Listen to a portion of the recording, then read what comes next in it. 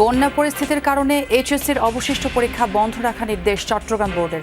দুর্গত এলাকা থেকে পানি নামলেও এখনো চলছে ঘুরে দাঁড়ানোর লড়াই। রাজনৈতিক মতৈক্য থাকলে সংশোধনের মাধ্যমেই সংবিধানে বড় পরিবর্তন সম্ভব বলছেন বিশেষজ্ঞরা। বিতর্ক এড়াতে অতীত থেকে শিক্ষা নেওয়ার আহ্বান।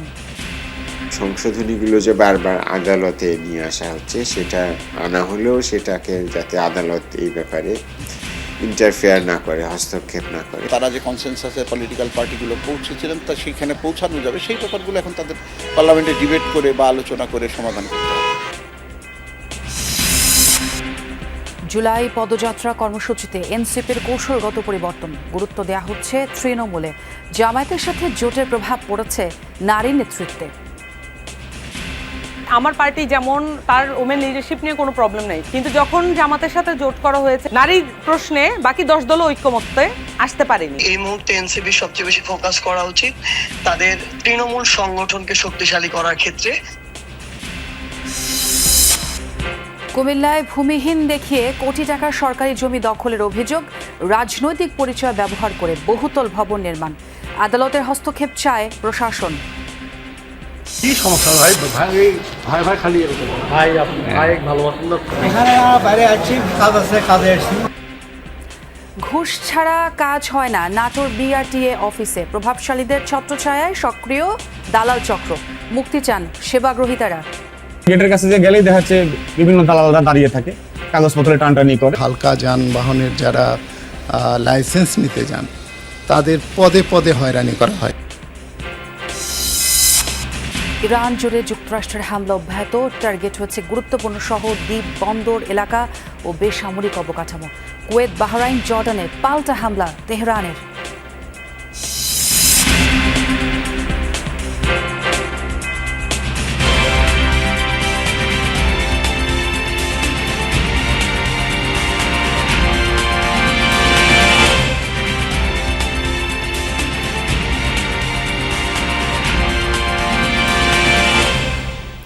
দর্শক আমন্ত্রণ যমুনা নিউজে, সঙ্গে আছে আমি ছোঁয়া খন্দকার। আর এতক্ষণ শিরোনাম দেখছিলেন। বন্যা পরবর্তী পরিস্থিতির কারণে চট্টগ্রামের অধীনে সব জেলায় এইচএসসি এর সমমানের পরীক্ষা বন্ধ রাখার নির্দেশ দিয়েছে মাধ্যমিক ও উচ্চ মাধ্যমিক শিক্ষা বোর্ড। তবে অন্যান্য শিক্ষা বোর্ডের এইচএসসি ও সমমান পরীক্ষা নির্ধারিত সূচি অনুযায়ী চলবে। বৃহস্পতিবার রাতে আন্তঃশিক্ষা বোর্ড সমন্বয় কমিটির এক বিজ্ঞপ্তিতে এই তথ্য জানানো হয়। বলা হয়, বন্যায় ক্ষতিগ্রস্ত এলাকার সার্বিক পরিস্থিতি, পরীক্ষার্থীদের মানসিক ও শারীরিক অবস্থা এবং সংশ্লিষ্ট অংশীজনদের সঙ্গে আলোচনার ভিত্তিতে এই সিদ্ধান্ত নেওয়া হয়েছে। বন্যায় রাস্তাঘাট ক্ষতিগ্রস্ত হওয়ায় পরীক্ষা কেন্দ্রে পরীক্ষার্থীদের যাতায়াতের চরম দুর্ভোগের বিষয়টিও বিবেচনা নেওয়া হয়েছে।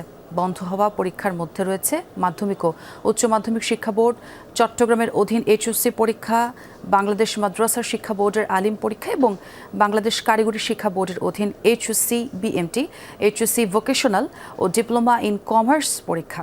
বন্ধ হওয়া পরীক্ষাগুলোর সংশোধিত সময়সূচি পরবর্তীতে বিজ্ঞপ্তির মাধ্যমেই জানানো হবে।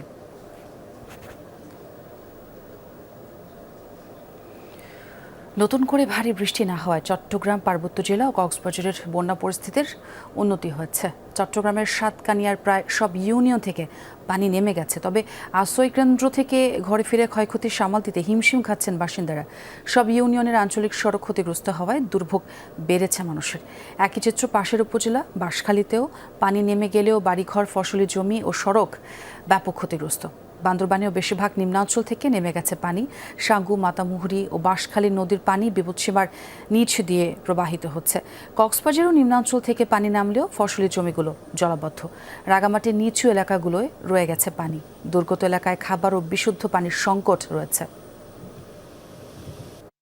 খানা পিনা যে কষ্ট বিষ্ট করে খাওয়া নেই হাতারিয়া যেমন ওর মধ্যে পানি আছে, ডান সাইড খেসে বেশি গিয়ে টাইম মধ্যে বাজার সাজার করে নিয়ে করতে পারি নিয়ে ইনকাম নাই পানি এখন আছে উড়ান এখন পানি। একসময় যাকে গোসল করিয়েছেন সেই লামিন ইয়ামালের সাথে এই বিশ্বকাপ ফাইনালে প্রতিদ্বন্দ্বিতা করতে যাচ্ছেন লিওনেল মেসি। দুই প্রজন্মের দুই সুপারস্টারের মুখোমুখি হওয়ার কথা ছিল ফিনালেসিমায়, কিন্তু মধ্যপ্রাচ্যের অস্থিরতার সেই ম্যাচ বাতিল হয়, মুখোমুখি হওয়া হয়নি। এবার হবে আরও বড় মঞ্চে, বিশ্বকাপ ফাইনালে। মেসির মুখোমুখি হতে মুখিয়ে ইয়ামাল। দুজনের সেই ছবি তোলা সেই ফটোগ্রাফার বললেন, ইয়ামালকে কোলে নেওয়ার সময় খুবই লাজুক ছিলেন মেসি।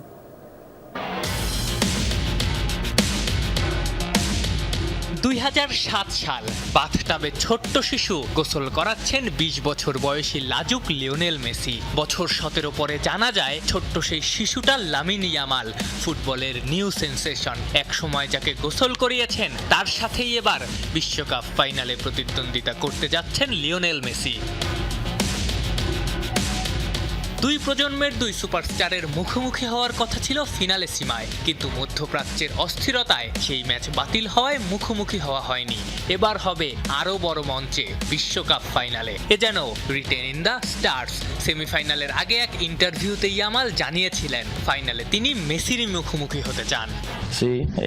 আমি এখন কিছুটা বড় হয়েছি, লিওর বয়সও বেড়েছে। আশা করছি ফাইনালে ওর মুখোমুখি হতে পারবো। বিশেষ করে ফিনালিজিমার ম্যাচটি যেহেতু মাঠে গড়ায়নি, তাই এই ফাইনালটি আমার জন্য অনেক বড় সুযোগ। কিন্তু কিভাবে মেসির হাতে গোসল করার সুযোগ এসেছিল ইয়ামালের সামনে? মূলত 2007 সালে একটা চ্যারিটি ক্যালেন্ডারের ফটোশুট আয়োজন করেছিল। সেখানে অংশ নেন মেসি সহ বার্সেলোনার ফুটবলাররা। লটারিতে নির্বাচিত সেই পরিবারগুলোর একটা ছিল ইয়ামালের। মেসি এমনিতেই লাজুক, বড্ড ইন্ট্রোভার্ট। তাছাড়া তখন ওর বয়স 20 বছর। লামিনকে কিভাবে কোলে তুলতে হবে সেটাই ভেবে পাচ্ছিল না ও। চলতি বিশ্বকাপে স্পেনের হয়ে 19 নম্বর জার্সি পরে খেলছেন ইয়ামাল। কাকতালীয়ভাবে 2006 সালে নিজের প্রথম বিশ্বকাপেও আর্জেন্টিনার হয়ে 19 নম্বর জার্সি পরেছিলেন মেসি। তখন অবশ্য ইয়ামালের জন্মই হয়নি। সর্বকনিষ্ঠ ফুটবলার হিসেবে বিশ্বকাপে গোল করার হিসেবে মেসিকেও ছাড়িয়ে গেছেন ইয়ামাল। যেন যেমন গুরু তেমন শিষ্য। আফনান পিয়াল, যমুনা স্পোর্টস। সংশোধনের মাধ্যমেই সংবিধানের বড় পরিবর্তন সম্ভব বলে মনে করেন বিশেষজ্ঞরা। তবে কেউ কেউ মনে করেন সংবিধান সংশোধন জটিল আইনি প্রক্রিয়া। এতে অতীতের মতো আদালতের হস্তক্ষেপে যে কোনো সংশোধনী বাতিলও হতে পারে। দুপক্ষই অবশ্য বলছে রাজনৈতিক সমাধান ছাড়া এই বিতর্ক বন্ধ হবে না। আরিফুর রহমান সবুজের রিপোর্ট। আমরা মহান জাতীয় সংসদে কার্যপ্রণালী বিধি, সংবিধান এবং রেওয়াজসমূহ অনুসরণ করতে চাই। সংবিধান সংস্কার পরিষদের শপথ নেয়া না নেয়াকে কেন্দ্র করে প্রথম দিন থেকেই উত্তপ্ত ত্রয়োদশ জাতীয় সংসদ। এ নিয়ে সরকারি ও বিরোধী দলের বিতর্ক থামছেই না। সময় গড়িয়েছে, শেষ হয়েছে সংবিধান সংস্কার পরিষদের প্রথম অধিবেশন ডাকার নির্ধারিত সময়। সোমবার সংসদে গঠন করা হয় সংবিধান সংস্কার কমিটি। বিরোধী দলকে কমিটিতে নাম দেওয়ার প্রস্তাব করা হয়, কিন্তু তা প্রত্যাখ্যান করে ওয়াকআউট করে সংসদ থেকে। আমরা মনে করি যে জনগণের এই অভিপ্রায় মতামতকে কোনোভাবেই অগ্রাহ্য অপমান করা উচিত হবে না। গণভোটের গণরায়কে যদি সম্মান দিতে হয়, এই সংবিধানকে সংশোধন করতে হবে। সংবিধান বিশেষজ্ঞরা বলছেন রাজনৈতিক তর্ক থাকবেই, তবে সাংবিধানিক নির্দেশনা মানতে বাধ্য সংসদ। বিতর্ক এড়াতে সংবিধানের 142 অনুচ্ছেদ অনুযায়ী 2/3 সংখ্যাগরিষ্ঠতার মাধ্যমে সংবিধান সংশোধনের পক্ষে তারা। আপনি কি গণভোটটা এইভাবে অর্ডারের মাধ্যমে করার কোনো সুযোগ আছে? সংবিধান কি সেটা পারমিট করে? এই কোশ্চেনটা একটা সময় আসবেই, কারণ ওই সময় আমাদের সংবিধানে গণভোটের অস্তিত্ব ছিল না। তো এই ডিবেটটা যখন আসবে, তখন এই যত সংস্কারই হোক সবগুলোই কিন্তু আপনার অবৈধ হওয়ার একটা সুযোগ তৈরি হবে। যদি আদালতে একটা না একটা সময় কেউ চ্যালেঞ্জ করবি, তো ওই ঝুঁকিতে আমরা কেন যাব?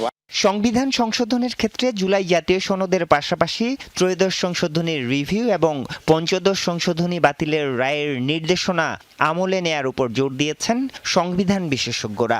সংবিধান এখন 13তম সংশোধনী যে পর্যায়ে ছিল, ওইখানে সংবিধানের যে রূপ ছিল এখন ওই রূপে সংবিধান আছে। তো সুতরাং সেইখান থেকে এই পুরো ব্যাপারটা তো আপনি যখন পরিবর্তন করবেন, তখন ওইখানে থাকা সংবিধানে কি কি পরিবর্তন আসলে আমাদের দরকার হবে এবং করলে এই জাতির যে ঐক্যমত বা তারা যে কনসেনসাসে পলিটিক্যাল পার্টিগুলো পৌঁছেছিলেন তা সেইখানে পৌঁছানো যাবে, সেই ব্যাপারগুলো এখন তাদের পার্লামেন্টে ডিবেট করে বা আলোচনা করে সমাধান করতে হবে।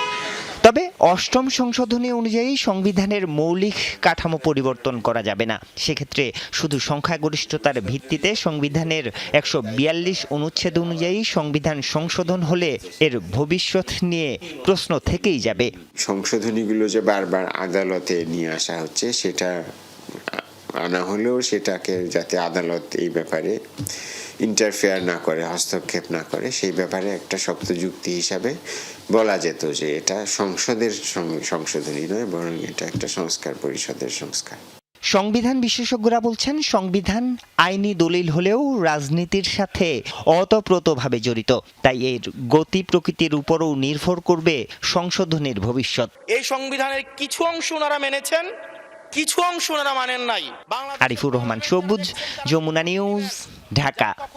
গণভোটে পাওয়া জনরায় বাস্তবায়ন না করে সরকার ভুল পথে হাঁটছে বলে অভিযোগ করেছেন জামায়াতে ইসলামীর সেক্রেটারি জেনারেল মিয়া গোলাম পরওয়ার। বৃহস্পতিবার বিকেলে শাহবাগে জুলাই শহীদ দিবস উপলক্ষে 11 দলীয় ঐক্য আয়োজিত র্যালিতে এই অভিযোগ করেন তিনি। বলেন, সরকার যে সংবিধান সংশোধনের উদ্যোগ নিয়েছে সেটি প্রকৃত সংস্কার নয়। সব রাজনৈতিক দলের সাথে আলোচনা ও জাতীয় ঐক্যমত্যের ভিত্তিতে রাষ্ট্র সংস্কারের উদ্যোগ নেওয়া উচিত।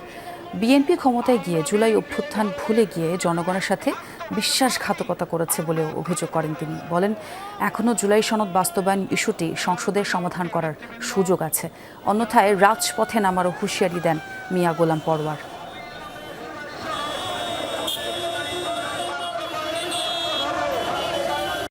সরকার যদি জুলাইয়ের চেতনার কথা সত্যি অন্তর দিয়ে বিশ্বাস করে থাকেন, তাহলে জুলাইয়ের চেতনার ভিত্তিতে যে জুলাই সনদ, তার ভিত্তিতে যে গণভোট হয়েছে, 70% মানুষ গণরায় দিয়ে জুলাই সনদের 84টি ঐক্যমতের সংস্কার প্রস্তাবকে হ্যাঁ বলেছে, সেই রায়কে কার্যকর করুন।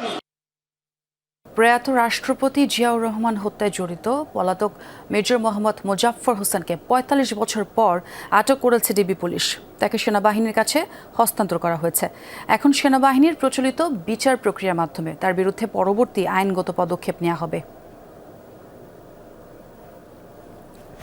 ১৯৮১ সালের ৩০ মে ভোররাত রাষ্ট্রপতি জিয়াউর রহমান তখন চট্টগ্রাম সার্কিট হাউসে।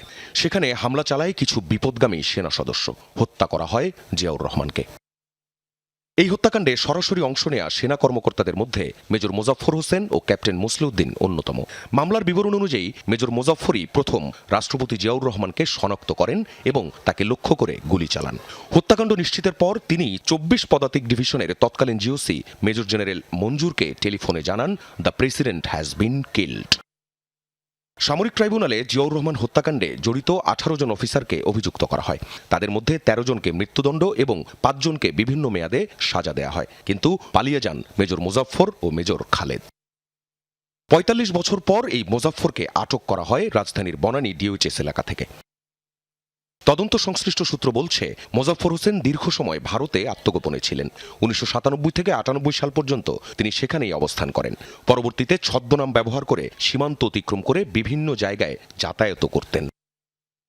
আখলাকুস সাফা, যমুনা নিউজ, ঢাকা। জাতীয় যুব দিবস আবারও আগের মতো প্রতি বছর 1 নভেম্বর এবং আন্তর্জাতিক যুব দিবস 12 আগস্ট পালনের অনুমোদন দিয়েছে মন্ত্রিসভা।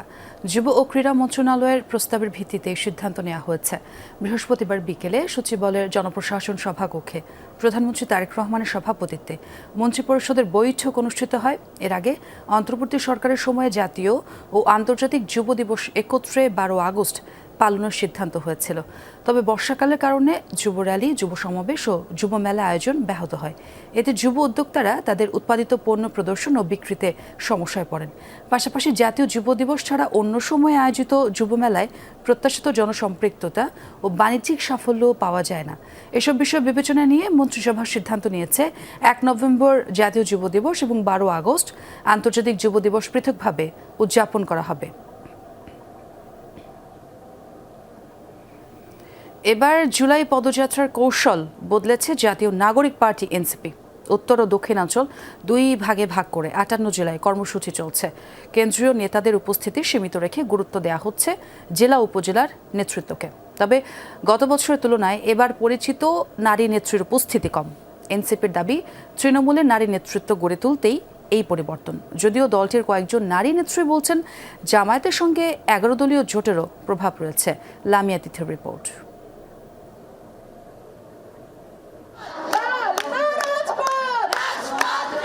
24-এর গণ অভ্যুত্থানে সব শ্রেণী পেশার মানুষের পাশাপাশি সামনের সারিতে ছিলেন অসংখ্য নারী ও তরুণ।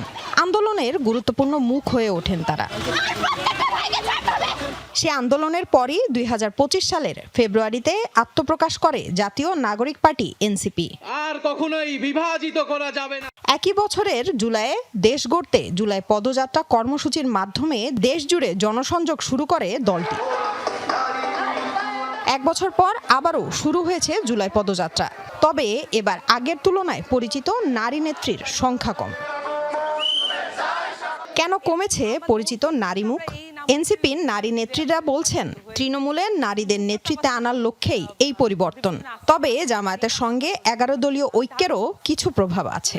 আমার পার্টি যেমন তার ওমেন লিডারশিপ নিয়ে কোনো প্রবলেম নেই, কিন্তু যখন জামাতের সাথে জোট করা হয়েছে বা জামাত সহ এখানে 11 দলীয় ঐক্যে আরও অনেকগুলো ইসলামপন্থী জোট আছে, এখন ওনারা যেভাবে নারীদের অধিকার, নারীদের অংশগ্রহণ এবং সামাজিকভাবে তাদেরকে রাখার ব্যাপারে যেইভাবে তারা একমত, এই ঐকমত্য এনসিপি ব্যতীত বাকি 10 দলের ব্যাপারে ঐকমত্য নাই। নারী প্রশ্নে বাকি 10 দল ঐকমত্যে আসতে পারেনি এবং এটা নিয়ে এখনও তাদের মধ্যে এক ধরনের দোদুল্যমানতা দেখতে পাওয়া যায়। এই দোদুল্যমানতা ওই জোটে থাকার কারণে এনসিপির উপরেও প্রভাব পড়ছে বলে আমি মনে করি। সো আমার কাছে মনে হয় যে এই যে জোটের জায়গা থেকে এটা অবশ্যই প্রভাব ফেলছে। এবারে আমাদের যেই জায়গাটা সেটা হচ্ছে যে শীর্ষ নেতৃত্ব যারা তারা যেরকম যাবে এবং স্থানীয় যারা লিডারশিপ, যেমন আমরা কিন্তু এখনও যখন পদযাত্রা করছি তখন কিন্তু সামনের সারিতে সেই স্থানীয় পর্যায়ে যে নারী নেতৃত্ব তারা কিন্তু আছে। সুতরাং সেই জায়গা থেকে আমাদের দেখা গেছে যে এলাকা বিশেষে যারা আসলে যেই এলাকার দায়িত্বে সেই এলাকায় তারা যুক্ত হচ্ছেন। নারী নেতৃত্ব বিকাশে কি প্রয়োজন? এ প্রশ্নে নিরাপদ রাজনৈতিক পরিবেশ ও তৃণমূল থেকে নেতৃত্ব তৈরির ওপর জোর দেন তারা। রাজনীতিতে নারীদের আনার ক্ষেত্রে আমাদের আগে সামাজিক নেতৃত্বের মাধ্যমে সেখানে এনকারেজ করতে হবে এবং সেই লিডারশিপগুলোকে আসলে আমাদের রাজনীতিতে আনার জন্য উদ্বুদ্ধ করতে হবে। সুতরাং এটা আমি মনে করি এটা আসলে সকল রাজনৈতিক দলেরই এই দায়িত্বটা নেওয়া দরকার যে এই নেতৃত্ব একদম তৃণমূল পর্যায় থেকে তুলে আনা। পলিটিক্সের ফিল্ডটা যথেষ্টই কণ্টকাকীর্ণ এবং এখানে নিরাপত্তার অভাব আছে এবং সোশ্যাল শেমিংয়ের মানে আশঙ্কা আছে। এগুলো কেয়ার না করেও, এগুলোকে তোয়াক্কা না করেও নারীরা যে এগিয়ে আসবে এটার জন্য আপনাকে বিশেষ ব্যবস্থা নিতে হবে। আমি বলবো বিশেষ ব্যবস্থার অভাব আছে, তবে ছোট ছোট উদ্যোগের অভাব নেই, অনেক উদ্যোগই নেওয়া হচ্ছে, এগুলো কার্যকর হয়ে উঠছে না আর কি। এদিকে উত্তরাঞ্চলের মুখ্য সংগঠক সার্জিস আলম জানান এবার প্রায় 58 জেলা এবং 100 উপজেলা পৌরসভায় পদযাত্রা হবে। কেন্দ্রীয় নেতৃত্ব সীমিত রেখে জেলা ও উপজেলা পর্যায়ের নেতাকর্মীদেরই বেশি সম্পৃক্ত করা হচ্ছে। আমাদের পদযাত্রায় 2 ভাগে বিভক্ত, উত্তরাঞ্চল এবং দক্ষিণাঞ্চল, এবং প্রতিটি টিমে আমরা কেন্দ্রীয় নেতৃবৃন্দ অল্প কয়েকজন থাকছি। আমরা স্থানীয় যারা নেতৃবৃন্দ আছে আমাদের উপজেলা পর্যায়ে, জেলা পর্যায়ে, তাদেরকে বেশি সুযোগ দিচ্ছি, কারণ আমরা মনে করি এই মুহূর্তে এনসিপি সবচেয়ে বেশি ফোকাস করা উচিত তাদের তৃণমূল সংগঠনকে শক্তিশালী করার ক্ষেত্রে। 2026 সালের ত্রয়োদশ জাতীয় সংসদ নির্বাচনকে সামনে রেখে জামায়াতে ইসলামীর সঙ্গে 11 দলীয় জোটে যায় এনসিপি। এরপর দল ছেড়েছেন কয়েকজন নেতা, আবার কেউ কেউ স্বতন্ত্রভাবেও নির্বাচনে অংশ নিয়েছেন। লামিয়া তিথি, যমুনা নিউজ, ঢাকা। 1 বছর হতে যাচ্ছে মাইলস্টোন ট্র্যাজেডির। এখনও সেই ট্রমা থেকে বেরোতে পারেনি স্কুলটির শিক্ষার্থীরা। রোটারি ক্লাব অব বনানী আর পুবাইলের ছুটি রিসোর্টের সমন্বয়ে 2য় দফায় চলে শিক্ষার্থীদের নিরাময় চেষ্টা। দিনব্যাপী এই আয়োজনে শিক্ষার্থীদের ট্রমা থেকে বের করে আনতে ছিল কাউন্সেলিং সেশন। 2025 সালের বিভীষিকাময় 21শে জুলাই মাইলস্টোন স্কুল অ্যান্ড কলেজের ওপর বিমান বাহিনীর একটি প্রশিক্ষণ বিমান বিধ্বস্ত হয়। এতে প্রাণ যায় 36 জনের, যাদের 28 জনই কোমলমতি শিশু। ওই ঘটনার দাগ এখনো বয়ে বেড়াচ্ছে বেঁচে যাওয়া শিক্ষার্থীরা। বিশেষ করে দুঃসহ সেই ট্রমায় এখনো বহু শিশু আক্রান্ত। শিশুদের সেই ট্রমা থেকে বের করে আনতে রোটারি ক্লাব অফ বনানী এবং ছুটি রিসোর্টের দিনব্যাপী সমন্বিত এই আয়োজন। ওই ঘটনায় মানসিক ও শারীরিকভাবে ক্ষতিগ্রস্ত 60 জন শিক্ষার্থীকে প্রাকৃতিক পরিবেশে এনে নানানভাবে চলে মেন্টাল হিলিংয়ের চেষ্টা। তবে এখনও এই হাসির আড়ালেই শরীরে পোড়া দাগ আর মনে ক্ষত বয়ে বেড়াচ্ছে ওরা। প্লেন দেখলে মাঝে মধ্যে ভয় পাই, যেহেতু এটা জুলাই মাস চলছে এই জন্য। যেগুলা অনেক জোরে যায়, আওয়াজ হয়, ওগুলা মাঝে মাঝে ভয় লাগে। ঘুমাতে পারি না, রাতে ঘুমাতে গেলে ভয় লাগে, অনেক বাজে বাজে স্বপ্ন দেখি। স্কুলে গেলে প্লেনের শব্দ শুনলে এখনো অনেক ভয় লাগে। মিসরা সান্ত্বনা দেয় যে ভয় পেও না। নিহত সহপাঠী শিক্ষকদের স্মরণে চারা গাছ রোপণ করে শিক্ষার্থীরা। তারা ছবি আঁকছে মনের সব জড়তা থেকে হালকা হতে। চলেছে কাউন্সেলিং সেশনও। এই মানুষগুলো আসলে যে পরিস্থিতির মধ্য দিয়ে গেছে তাদেরকে অন্য মানুষের মতন ট্রিট করলে চলবে না, এবং তাদের জন্য ট্রমা ম্যানেজমেন্ট একটা দীর্ঘমেয়াদী পরিকল্পনা আমাদের কিন্তু থাকতে হবে। গতবারও আমরা ওদের সাথে কাজ করেছি, ওদেরকে হিলিংয়ের জন্য চেষ্টা করেছি। গতবার একটা খুবই ফলপ্রসূ ছিল। স্কুল থেকেও সেরকম ফিডব্যাক দেওয়া হয়েছে, তারা অনেকখানি ট্রমা থেকে বেরিয়ে আসছে। এই যে আমাদের কোমলমতি বাচ্চারা যাদের ভবিষ্যৎটা এখনো পড়ে রয়েছে, যাদের অনেক কিছু করার আছে, তারা যাতে একটা সুন্দর সুস্থ মানসিকতার চিন্তা নিয়ে বড় হতে পারে। যে প্রচণ্ড মানসিক ভাঙাগড়ার মধ্যে দিয়ে যাচ্ছে শিক্ষার্থীরা, তা থেকে সহসাই বের হয়ে আসা সম্ভব নয়। তবে পরিবার, শিক্ষক আর সমাজের সান্নিধ্যে ট্রমা কাটিয়ে উঠবে শিক্ষার্থীরা, এই প্রত্যাশা সবার। সুমাইয়া ঐশী, যমুনা নিউজ, ঢাকা। দুর্গম তিনদুর সেই স্কুলটি যেন পাহাড়ি অঞ্চলে করুণ শিক্ষা ব্যবস্থার প্রতীকী চিত্র। কণ্টকাকীর্ণ পথ পেরিয়ে যা টিকে থাকা, বোট চালিয়ে স্কুলের খরচ যোগান প্রধান শিক্ষক। জরাজীর্ণ অবকাঠামো, অনুন্নত যোগাযোগ ব্যবস্থা সহ বহু সমস্যার পরও আলো ছড়াচ্ছে প্রত্যন্ত পাহাড়ে। প্রধানমন্ত্রীর নির্দেশে জাতীয়করণ করায় বান্দরবানের থানচির স্কুলটি এখন আলোচনায়। বান্দরবান প্রতিনিধি বাটিং মার্মাকের সাথে নিয়ে জোবায়েদ ইবনে শাহাদাতের রিপোর্ট আর ছবি তুলেছেন সাইদুর রশিদ ইভান।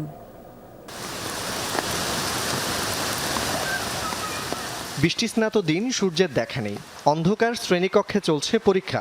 দরজা জানালা দিয়ে প্রবেশ করা ক্ষীণ আলোই ভরসা। এই সেই আলোচিত তিনদু নিম্ন মাধ্যমিক বিদ্যালয়। জরাজীর্ণ অবকাঠামো, টিনের চাল বেয়ে পড়া বৃষ্টির পানিতে সয়লাব। বান্দরবনের প্রত্যন্ত থানচি এলাকার এই স্কুলটি যেন দুর্গম অঞ্চলে শিক্ষা ব্যবস্থার প্রতীকী চিত্র। অনেক কষ্ট হয়, সব কিছু ভিজে যায় এবং টেবিলও ভিজে যায়, খাতা ভিজবে, এরকম অবস্থায় আমাদের পুরো ড্রেস পর্যন্ত ভিজে যায়। আমাদের এখানে লেখাপড়া করতে অনেক অসুবিধা হচ্ছে।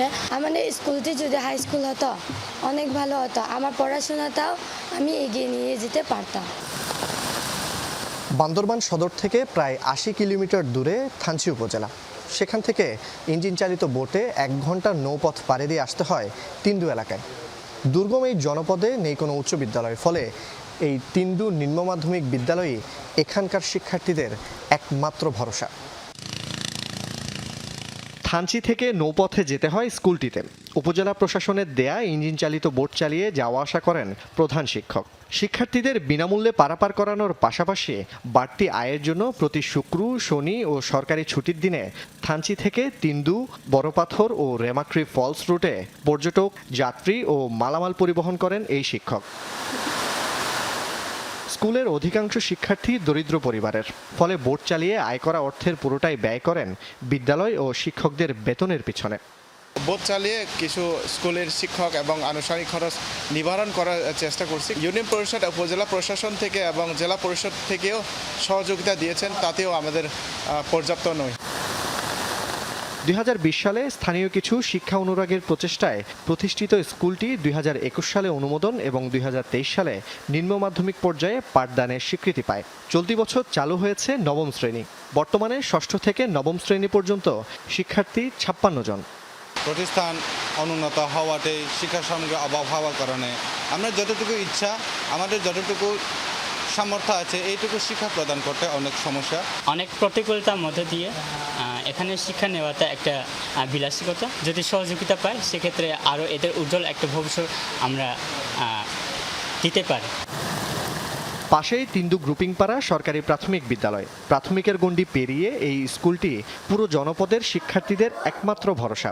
তবে কোনো মাধ্যমিক বিদ্যালয় না থাকায় অষ্টম শ্রেণীর পর ঝরে যাচ্ছে অনেকে। সম্প্রতি স্কুলটিকে প্রধানমন্ত্রীর জাতীয়করণের ঘোষণা দেয়ায় অভিভাবকরা দেখছেন আশার আলো। যদি আপনাদের একটু সরকার দিকে নজর দেন, আমার সুযোগ সুবিধা বেশি করে পাবো। আমাদের এই ছেলে মেয়ে তাদেরকে এখানে পড়াশোনা করতে পারবো, এজন্য খুশি হচ্ছে আমরা। স্কুলটা সরকার করণ করেছে যে তার জন্য আমি অনেক অনেক ধন্যবাদ দিচ্ছি। শিক্ষার্থীগুলো দূর দূরান্ত যেসব শিক্ষা প্রতিষ্ঠান আছে ওখানে আপনার গিয়ে লেখাপড়া করা সম্ভব হচ্ছে না, যার ফলে ঝরে পড়ার হারটা কিন্তু বেশি। কিছুটা দূরে পার্বত্য চট্টগ্রাম উন্নয়ন বোর্ডের অর্থায়নে 1 একরের নিজস্ব জায়গায় চলছে স্কুলটির নতুন ভবন নির্মাণের কাজ। শিক্ষক শিক্ষার্থীরা থাকেন 5 থেকে 10 কিলোমিটার দূরবর্তী এলাকায়। অনুন্নত যোগাযোগ ব্যবস্থার কারণে আসা যাওয়া বেশ কষ্টসাধ্য। পাশের এই বেসরকারি হোস্টেলে অনেকের ভরসা।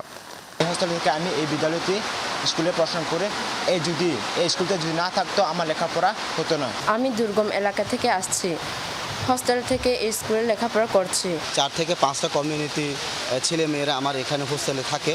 তো এই প্রতিষ্ঠা পরিচালনা করা হয় মূলত হচ্ছে আমার বাইরে অনুদান মধ্য দিয়ে আমারই পরিচালনা করা হয়। স্কুলটির পাঠদান অব্যাহত রাখতে আগে থেকেই সব ধরনের সহযোগিতা দেয়া হচ্ছে বলে জানায় উপজেলা প্রশাসন। এখানকার যে অন্যান্য বেসরকারি বিদ্যালয়ের মতোই এই বিদ্যালয়টিও যেন শিক্ষকরা বেতন থেকে বঞ্চিত না হন। কন্টিনিউয়াসলি একটা ইন্টারাকশনের মধ্যে দিয়েই আমরা যাই। জোবায়েত ইবনে শাহাদাত, যমুনা নিউজ, তিন্দু, বান্দরবান। রাজধানীর মিরপুরে একটি পরিত্যক্ত দোকানঘর থেকে এক ব্যক্তির পচা গলা মরদেহ উদ্ধার করেছে পুলিশ। নিহত আলামিন হোসেনের বয়স 42 বছর। রাতে মিরপুর 13 নম্বরের পিটিআই ভবনের বিপরীত পাশের একটি গলি থেকে তার লাশ উদ্ধার করা হয়। পুলিশ ও স্থানীয় সূত্রে জানা যায়, মিরপুর 13 নম্বর পিটিআই ভবনের ঠিক বিপরীতে 7 নম্বর লেনের একটি পরিত্যক্ত টং দোকানের ভেতরে লাশটি পড়েছিল। 13 নম্বরের পিটিআই ভবনের বিপরীত পাশের একটি গলি থেকে তার লাশ উদ্ধার করা হয়। পুলিশ ও স্থানীয় সূত্রে জানা যায়, মিরপুর 13 নম্বর পিটিআই ভবনের ঠিক বিপরীতে 7 নম্বর লেনের একটি পরিত্যক্ত টং দোকানের ভেতরে লাশটি পড়েছিল।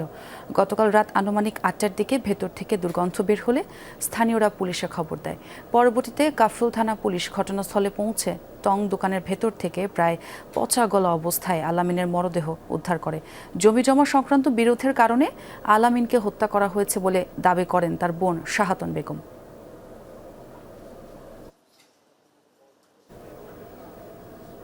প্রাথমিক তদন্তে যেহেতু অর্ধগলিত লাশ, আর আমাদের যে শ্রুথালে বাহ্যিক কোনো আঘাতের চিহ্ন আমাদের দৃশ্যমান হয় নাই, শ্রুথাল করা হয়েছে। লাশ ময়নাতদন্তের জন্য ওই হসপিটালে পাঠানো হয়েছে। পরবর্তীতে ময়নাতদন্তের রিপোর্টের সাপেক্ষে, বিশেষজ্ঞদের মতামতের সাপেক্ষে পরবর্তীতে এটা বোঝা যাবে যে আসলে ঘটনাটা কি। কুমিল্লায় ভূমিহীন পরিচয়ে কোটি টাকার সরকারি খাস জমি লোপাট করছেন রাজনৈতিক প্রভাবশালীরা। প্রশাসনের বাধা উপেক্ষা করেই চলছে সেসব জমিতে বহুতল ভবন নির্মাণ। যদিও অভিযুক্ত বিএনপি নেতার দাবি, নিয়ম মেনেই সরকারি জমি নামজারি করেছেন, আর এমন অনিয়মে বিব্রত দলের অন্য নেতারা। কুমিল্লার দাউদকান্দির গৌরীপুর বাজার ঢাকা চট্টগ্রাম মহাসড়ক ঘেঁষা এবং নৌপথের সুবিধা থাকায় এই এলাকার জমির দাম বরাবরই ঊর্ধ্বমুখী। বাজারের মাঝখানেই 3 তলা এক ভবন, যার মালিক স্থানীয় বিএনপি নেতা ও গৌরীপুর ইউনিয়নের সাবেক চেয়ারম্যান আবুল হাশেম। অথচ 1988 সালে ভূমিহীন হিসেবে 10 শতক খাস জমির অস্থায়ী বন্দোবস্ত পায় মাসুদ আলম। অভিযোগ উঠেছে পরে সেই 10 শতক সহ মোট 14 শতক জমি বিএস খতিয়ানে নামজারির মাধ্যমে দখলে নেয় আবুল হাশেম, যার আনুমানিক বাজার মূল্য 25 কোটি টাকা। প্রথমে এটা লিজ দেওয়া হয়েছিল, লিজের পর ওই যে বন্দোবস্ত, পরবর্তীতে উনি ওনার আবার দলিল করে ওনার নাম নিয়ে পরবর্তী এটা বিএস অন্তর্ভুক্ত করছে। বাজারের দোকানদার সহ আশপাশের সবাই জানেন ভবনটি আবুল হাশেমের। 5 আগস্টের পর নির্মাণ করছেন বহুতল বাণিজ্যিক ভবন। এটা বিল্ডিং করতেছে সাবেক চেয়ারম্যান আর কি, আপনার হাশেম চেয়ারম্যান করে নাম ওনার। সরকারি জমি কিভাবে হাতবদল হলো, কিভাবে বা বিএস খতিয়ানে নামজারি করলেন আবুল হাশেম? আমার ভাই মাসুদ আলম, তারপর ওই জায়গাটা ব্যবহৃত না হয়, তারপর কাজে লাগতেছে, তাহলে আমি আবার একটা জায়গা তাকে দিয়ে একটা ব্যবহার করে তাকে একটা জায়গা ব্যবহৃত জায়গা তাদের দিয়ে। আবুল হাশেমের দাবি, তার মতো আশেপাশের আরও জমি রয়েছে স্থানীয় প্রভাবশালীদের দখলে। এদিকে বিষয়টি জানাজানির পর ভবন নির্মাণে বাধা দেয় স্থানীয় প্রশাসন। তবুও নির্মাণ কাজ চলমান রাখায় আদালতের শরণাপন্ন হচ্ছে প্রশাসন। ভূমিহীনকে ভূমিকে লিজ দেওয়া হয়েছে এটা ভূমিহীনের জন্য। এখন কেউ যদি এটা ব্যক্তিগতভাবে তার নিজের নাম করে নেয় তাহলে নিশ্চয়ই জোর করে নিয়েছে বা এখানে অন্য কোনো বিষয় আছে যেটা সম্পূর্ণ অনৈতিক। মামলা দায়ের করার জন্য আমাদের গত 2 জুলাই 883 নম্বর স্মারকে আমাদের বিজ্ঞ সরকারি কৌশলী মহোদয় আছে, যিনি আমাদের সরকারের পক্ষে মামলা পরিচালনা করেন, তার কাছে লেখা হয়েছে। সম্প্রতি কুমিল্লা উত্তর জেলা বিএনপির আহ্বায়ক করা হয় আবুল হাশেমকে। তার ভূমি দখলের বিষয়ে বিব্রত জেলা বিএনপির অন্য নেতারা। দলের কাছে তো আসলে বেশি তথ্য নাই, এগুলো মিডিয়ার কাছে আছে বা দলের কাছে ওই তথ্য থাকতে হবে। এই ধরনের কোনো অভিযোগ বা কোনো কিছু দলের নাই। কোটি টাকা মূল্যের সরকারি খাস জমি উদ্ধারে কঠোর ব্যবস্থা নেবে প্রশাসন, এমনটাই চাওয়া সচেতন মহলের। খোকন চৌধুরী, যমুনা নিউজ, কুমিল্লা। সাতক্ষীরায় গাছের চারা বিতরণে অনিয়ম দুর্নীতির অভিযোগে সদর উপজেলা কৃষি কর্মকর্তা আবু সাইদ শুভ্রকে স্ট্যান্ড রিলিজ করেছে কৃষি সম্প্রসারণ অধিদপ্তর। বৃহস্পতিবার অধিদপ্তরের মহাপরিচালক মোহাম্মদ আব্দুর রহিম স্বাক্ষরিত পত্রে এই আদেশ জারি করা হয়। আদেশে আগামী 22 জুলাইয়ের মধ্যে তাকে সিলেটের জকিগঞ্জ উপজেলায় যোগদান করতে বলা হয়েছে। গত 29 জুন সরকারের বৃক্ষরোপণ কর্মসূচির আওতায় গাছের চারা বিতরণে বাঁশ ও গোবর সার বিতরণ প্রকল্পে কয়েক লাখ টাকা হাতিয়ে নেওয়ার অভিযোগ ওঠে এই কর্মকর্তার বিরুদ্ধে। এ নিয়ে 1 জুলাই যমুনা টেলিভিশনে প্রতিবেদন প্রচারের পর ঘটনার তদন্ত শুরু করে কৃষি সম্প্রসারণ অধিদপ্তর। অবশেষে বাঁশ ও গোবর সার কাণ্ডে এই কর্মকর্তাকে স্ট্যান্ড রিলিজ করা হয়। এবার নাটোর বিআরটিএ অফিসের সামনে দালালদের অপতৎপরতা ধরা পড়ল যমুনা টেলিভিশনের ক্যামেরায়। সেবা গ্রহীতাদের অভিযোগ, প্রভাবশালীদের ছত্রছায়ায় গড়ে উঠেছে দালাল চক্রের শক্তিশালী সিন্ডিকেট। বিআরটিএ অফিস দুর্নীতিমুক্ত করে সাধারণ মানুষের ভোগান্তি লাঘব করবে সংশ্লিষ্ট দফতর, আশা সেবা গ্রহীতাদের। নাটোর বিআরটিএ কার্যালয়, যেখানে জেলায় বৈধভাবে সড়কে চলার অনুমতি মেলে, অথচ এই কার্যালয় ঘিরেই অনিয়ম, দালাল চক্র ও সেবা গ্রহীতাদের হয়রানির অভিযোগ দীর্ঘদিনের।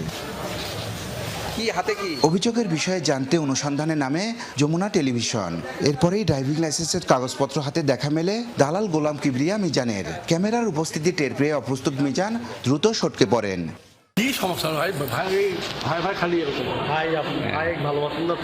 কিছুক্ষণ পরেই বিআরটি অফিসের সামনে দেখা মেলে আরেক দালাল লিটন হোসেনের। তিনিও কোনো সদুত্তর না দিয়ে দ্রুত স্থান ত্যাগ করেন। গাড়ির ফিটনেস এবং ড্রাইভিং লাইসেন্স করতে এসে দালালদের দ্বারা ভোগান্তির বিভিন্ন অভিযোগ সেবা গ্রহীতাদের। এমন অপতৎপরতা রোধে কঠোর হস্তক্ষেপ চান তারা। গেটের কাছে যে গেলেই দেখা যাচ্ছে বিভিন্ন দালালরা দাঁড়িয়ে থাকে, কাগজপত্রে টানটানি করে, বিভিন্ন মন্তব্য দেয় আমাদের। মোটর সাইকেল থেকে শুরু করে হালকা যানবাহনের যারা লাইসেন্স নিতে যান তাদের পদে পদে হয়রানি করা হয়। দালাল স্যার আমরা কোনো জায়গায় গ্রাহক সেবা পাই না। অভিযোগ আছে দালালদের পেছনে কলকাঠি নাড়ছে প্রভাবশালীরাই, যার প্রমাণও মিলেছে জেলা বাস মিনিবাস ও মাইক্রোবাস মালিক সমিতির সভাপতি স্বাক্ষরিত বিআরটিএ কর্মকর্তা বরাবর পাঠানো চিঠিতে, যেখানে উল্লেখ করা হয় দালাল মিজানকে সকল হয়রানি মুক্ত রেখে তাদের প্রতিনিধি হিসাবে গ্রহণ করে সার্বিকভাবে সহযোগিতা করার জন্য। কোনো সরকারি দপ্তরে এমন চিঠি পাঠানো মালিক সমিতির এখতিয়ারভুক্ত কিনা এমন প্রশ্নে কি বলবেন এই পরিবহন নেতা? অব্যাহতি দিয়ে দিচ্ছি যে তার কার্যকলাপ যখন আমরা জানতে পেরেছি সে অনেক খারাপ কাজকাম করে। ওখানে দালাল আছে 14-15 জন। আমি সবগুলো কিছু নিই, কিন্তু আমরা বলি না, কি জন্য বলি না যে দেশই চলে এইভাবে, অযথা এই সামান্য ব্যাপার নিয়ে মজা খজা করে লাভ কি? বিআরটি A to Z পয়সা ছাড়া কোনো কাম হবে না। বিআরটিএ অফিস ঘিরে একাধিক দালাল থাকলেও অনুসন্ধানে সক্রিয় বেশ কয়েকজন দালালের নাম উঠে আসে। অফিসের বাইরে দালালদের সক্রিয় অবস্থানের কথা স্বীকারও করেন বিআরটিএ কর্মকর্তারা। দালালদের বিরুদ্ধে অনৈতিক প্রভাব খাটানোর অভিযোগ এনে নিজেদের অসত্যের কথা তুলে ধরেন তারা। ডিস্টার্ব করে, এখানে যতগুলো লোক আছে দোকানদার সহকারে সবাই ডিস্টার্ব করে, সবাই ঝামেলা করে। আমাদের ডিসি স্যারকে জানিয়েছি যে বহির্গত কোনো লোক যদি কোনো কাস্টমারের কাছ থেকে কাগজপত্র নেয় তাহলে তাদেরকে সেইভাবে ব্যবস্থা নেওয়ার জন্য। তো আমাদের কঠোরভাবে আমরা মনিটরিং করতেছি। জনগণের ভোগান্তি লাঘবে বিআরটিএ অফিস দালাল মুক্ত করতে প্রয়োজনীয় ব্যবস্থা নেওয়ার আশ্বাস দিলেন জেলা প্রশাসক। জনগণ যাতে যথাযথভাবে স্বচ্ছ উপায়ে সেবা পেতে পারে এ বিষয়ে আমাদের জেলা প্রশাসন থেকে আমরা তৎপর আছি। কোনো তৃতীয় পক্ষ কর্তৃক জনগণের যাতে হয়রানি না হয় সে বিষয়টি আমরা মনিটর করছি এবং নিশ্চিত করছি। দুর্নীতিমুক্ত অফিস হবে বিআরটিএ, ভোগান্তি কমবে সেবা গ্রহীতাদের, এমন প্রত্যাশা নাটোরবাসীর। নাজমুল হাসান, যমুনা নিউজ, নাটোর। টানা ষষ্ঠ রাতের মতো ইরান জুড়ে হামলা চালিয়েছে যুক্তরাষ্ট্র। আবারও টার্গেট হচ্ছে গুরুত্বপূর্ণ শহর, দ্বীপ, বন্দর এলাকা, জ্বালানি ও বেসামরিক অবকাঠামো। হরমুজগান প্রদেশের কৌশলগত একটি ব্রিজ লক্ষ্য করে চালানো হয় হামলা, প্রাণ যায় কমপক্ষে 7 জনের। বন্দর আব্বাসও একটি ব্রিজে আঘাত হানে মার্কিন ক্ষেপণাস্ত্র, নিহত হন 2 জন। একই স্থানের একটি রেলওয়ে স্টেশনে বোমা বর্ষণ করে মার্কিন বাহিনী, ক্ষতিগ্রস্ত হয় একটি কমিউনিকেশন টাওয়ার, বিদ্যুৎ বিচ্ছিন্ন কিছু এলাকা। ইরান শার বিমানবন্দর লক্ষ্য করেও ক্ষেপণাস্ত্র হামলা চালানো হয়। একাধিক জোরালো বিস্ফোরণ হয়েছে বুশের, আবাস ও কেশম দ্বীপে। জবাবে কাতার, কুয়েত, বাহরাইন ও জর্ডানে মার্কিন স্থাপনায় হামলা চালায় ইরান। পাওয়া গেছে বেশ কিছু ক্ষয়ক্ষতির খবরও। ভয়াবহ দাবানলে বিপর্যস্ত ফ্রান্সের ঐতিহাসিক ও বিশ্বখ্যাত ফন্টেনব্লু বন। প্রায় 25,000 হেক্টর জুড়ে বিস্তৃত এই বন ইউরোপের অন্যতম সমৃদ্ধ জীববৈচিত্র্যের আবাসস্থল। এই বনাঞ্চলে রয়েছে ইউনেস্কো স্বীকৃতি ঐতিহ্যবাহী দ্য ফন্টেনব্লু রাজপ্রাসাদও। ক্ষতিগ্রস্ত বন পুনরুদ্ধারে তহবিল গঠনের ঘোষণা দিয়েছেন ফরাসি প্রেসিডেন্ট ইমানুয়েল ম্যাক্রন। ফ্রান্সের রাজধানী প্যারিস থেকে প্রায় 60 কিলোমিটার দক্ষিণে অবস্থিত ফন্টেনব্লু বন শতাব্দীর পর শতাব্দী ধরে প্রাকৃতিক সৌন্দর্য, জীববৈচিত্র্য এবং ঐতিহাসিক গুরুত্বের জন্য পরিচিত এই বন এবার ভয়াবহ দাবানলের শিকার। আগুনে পুড়ে গেছে প্রায় 2000 হেক্টর বনভূমি।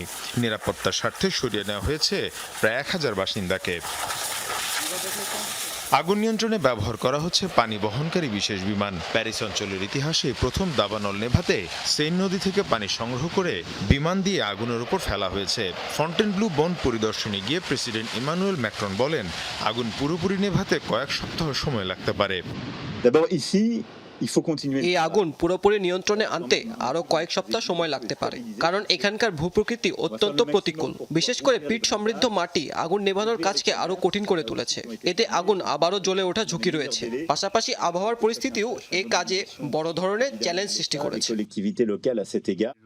একই সাথে ক্ষতিগ্রস্ত ফন্টেনব্লু বন পুনরুদ্ধারে একটি জাতীয় তহবিল সংগ্রহ অভিযান শুরুর ঘোষণা দেন ফরাসি প্রেসিডেন্ট। অর্থনৈতিক কার্যক্রম সচল রাখতে এটি অত্যন্ত গুরুত্বপূর্ণ। সবাইকে আমি আশ্বস্ত করতে চাই, পরিস্থিতি স্বাভাবিক করতে এবং সেখানে যত সম্ভব দ্রুত জনজীবন ফিরিয়ে আনতে রাজ্য ও স্থানীয় কর্তৃপক্ষ সর্বাত্মকভাবে চেষ্টা করে যাচ্ছে। ফন্টেনব্লু ফ্রান্সের অন্যতম গুরুত্বপূর্ণ প্রাকৃতিক ও সাংস্কৃতিক ঐতিহ্য। প্রায় 25,000 হেক্টর জুড়ে বিস্তৃত এই বন ইউরোপের অন্যতম সমৃদ্ধ জীববৈচিত্র্যের আবাসস্থল। এখানে কয়েক হাজার প্রজাতির উদ্ভিদ, অসংখ্য বিরল ছত্রাক, পোকামাকড়, পাখি এবং নানা ধরনের স্তন্যপায়ী প্রাণীর বসবাস। বিশ্বজুড়ে রক ক্লাইম্বিং বা পাথরে আরোহণের জন্য ফন্টেনব্লু অত্যন্ত জনপ্রিয়। প্রতি বছর লাখো পর্যটক, প্রকৃতিপ্রেমী এবং ক্রীড়াবিদ এখানে আসেন। এই বন সংলগ্ন রয়েছে ঐতিহাসিক দ্য ফন্টেনব্লু রাজপ্রাসাদ, যা ইউনেস্কো বিশ্ব ঐতিহ্যের স্বীকৃতিপ্রাপ্ত।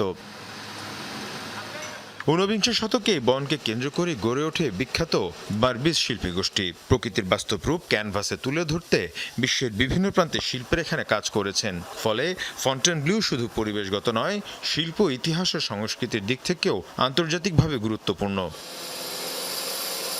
বিশেষজ্ঞদের আশঙ্কা, জলবায়ু পরিবর্তনের কারণে ইউরোপ জুড়ে দাবানলের ঝুঁকি বাড়ছে। এমন বাস্তবতায় ফন্টেনব্লু বনের এই অগ্নিকাণ্ড শুধু ফ্রান্সের জন্য নয়, ইউরোপের প্রাকৃতিক ঐতিহ্য সংরক্ষণের ক্ষেত্রেও বড় এক সতর্কবার্তা হয়ে উঠেছে। মীর মুশফিকা হাসান, যমুনা নিউজ। দর্শক, এই ছিল যমুনা নিউজ। এতক্ষণ যারা সঙ্গে ছিলেন সবাইকে ধন্যবাদ।